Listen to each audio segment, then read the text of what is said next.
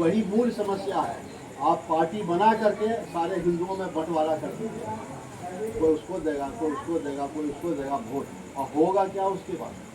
ये वो जो अकेला बैठा हुआ है, जिसके लिए ऑपरेशन सिंदूर चलाया गया, वो लेके आगे बढ़ जाएगा। हम लोग खाली नवा धोरी वाला वाला करते रहते हैं। बात नहीं हुआ सर, पुराने मानिएगा आप धोखे हैं।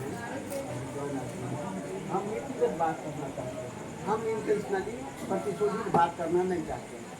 कबीर साहब ने नीति की बात की, आज उनकी चर्चा आज भी हो रही है। बुद्ध ने नीति की बात की थी, चर्चा आज हो रही है। बात करेगा देश पर राज करेगा। और आप जो सर कह रहे हैं बुरा नहीं मानेंगे, आप सीनियर भी हैं और विद्वान हैं।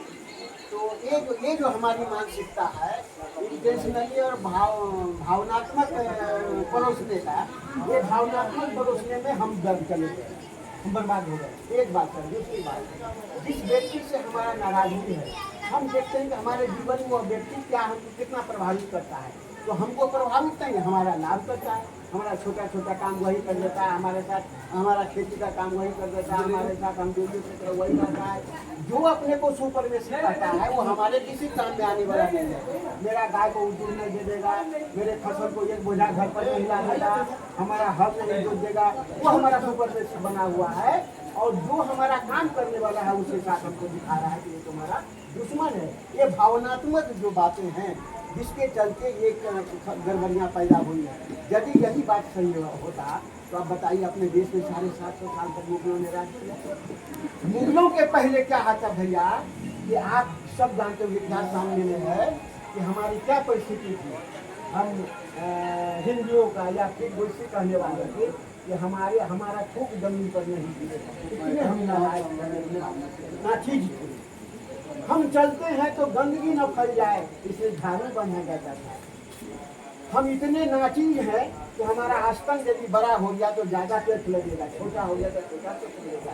मुगलों के पहले यही व्यवस्था थी, जो व्यवस्था को आदमी कायम करना सीखना चाहते हैं। और वो सिंदूर की चर्चा होती है, फिर पाठ्यक्रम की चर्चा होती है, फिर क्या क्या चर्चा होती है। तो ये जो भावनात्मक बातें हैं भैया, भावनात्मक बातें हमारे नहीं भर सकते। और एक सच्चाई और है, जो सबसे ज़्यादा संख्या है अपने देश में किसानों की संख्या है। किसान को माइनस करके आप कल्पना करिए देश का कहाँ देश खड़ा है। जैसे कि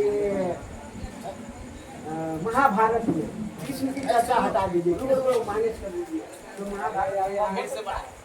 उसी तरह अपने देश में यदि कृषि को माइनस, लेकिन कृषि के लिए कोई कानून नहीं, कृषि के कोई 16 प्रधानमंत्री हुआ भैया अपने देश में, और किसी ने हमको कानून नहीं बनाया कि कृषि का बेहतर कैसे होगा।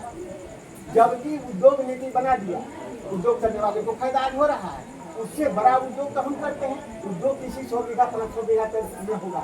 हम लाखों करोड़ों हेक्टेयर में खेती करते हैं, इससे बड़ा उद्योग क्या हो कौन होगा। इस उद्योग में कानून नहीं बना, और कानून यदि बन गया होता हमारे तमाम खेती करने वाले का शहर बनना होगा। उत्पादन उतना करो जितना खपत है, उस पर कानून बन जाता, हम उतना उत्पादन करते, हम अपने